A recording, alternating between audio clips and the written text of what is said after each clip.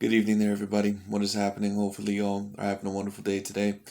So, I thought that I would give my little fight prediction for Gennady Golovkin versus Kamil.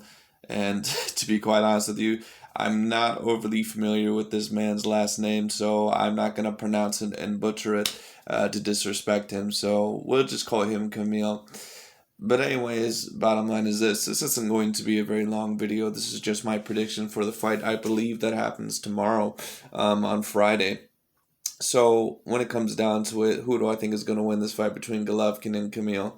I do think Gennady Golovkin is going to win this fight, and I think it's going to be dominantly. When I've seen Kamil, he's an okay fighter, decent counter puncher, not the worst fighter in the world, but doesn't have a lot of knockout power. Doesn't really have an overly great skill set, in my opinion. And when it comes down to it, not really a person that I think is going to be able to beat Gennady Golovkin. Now, we all know that this is not really that great of a fight. And a lot of people overall might dispute that. That's not me trying to shit on Golovkin or anything like that. But the reason why I say this is because us as, watchers of boxing, we know what's a good fight. We know overall what's not a good fight, or at least the majority of us. And this is not a good fight. And the reason why I say this is because recent videos that I've released when it comes to like such things as Deontay Wilder or when I criticize someone's resume, this is what I'm talking about with fights like these. I could try to convince people that, well, this guy is an elite opponent. He's undefeated. He's got good head movement, this, and this. But we all know this is not an elite fight.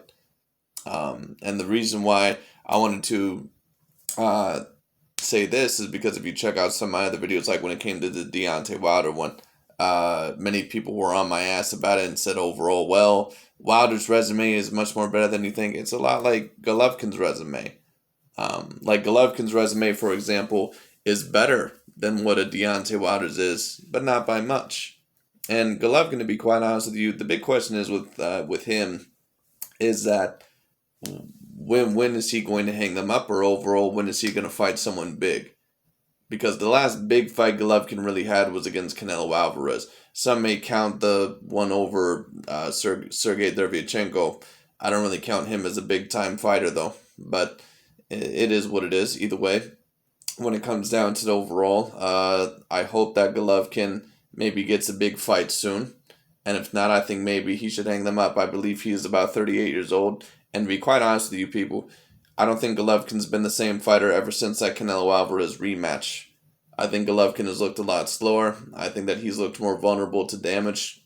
And I just think that his age has obviously taken a toll on him when it comes down to it overall. I don't think Golovkin was ever a hype job in his career, because I hear a bunch of people overall say that. But Golovkin, unfortunately, is going to go down in history as second best compared to someone like a Canelo Alvarez. Which is unfortunate because the first fight I actually thought he won. But the big question overall is just, when is Golovkin hopefully going to get a big fight?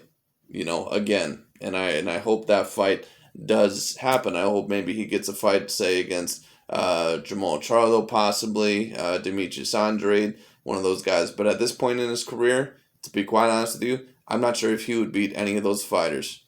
Golovkin just looks a little bit too old at this point in time in his career. He looks a little bit too wore down. I don't think he has the same trainer anymore, and to be honest, I don't think it's really helped him very much.